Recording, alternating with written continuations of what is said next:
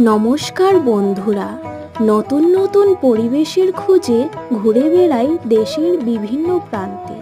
তো বন্ধুরা, আজ চলে এসেছি ত্রিপুরার মনু স্টেশনে।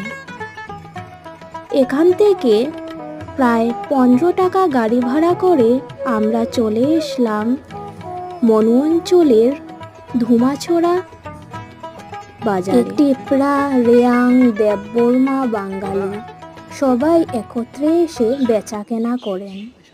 এখানে পাহাড়ি জিনিসপত্রর সঙ্গে সব ধরনের জিনিসপত্রই পাওয়া যায়। এর মধ্যে এখানে বাঁশকুড়ুল জাতীয় সবজি অনেক জনপ্রিয়। দেখতে পাচ্ছেন আমরা কিন্তু খেলতে যাচ্ছি নদীর ওই পারে। আমাদের ব্যাটসম্যান কিন্তু এখান থেকে প্র্যাকটিস শুরু করছে। দেখতে পাচ্ছেন আপনারা, খেয়াল করুন, সে কিন্তু এক ইনিংসে 3টা সেঞ্চুরি মারছে একসাথে।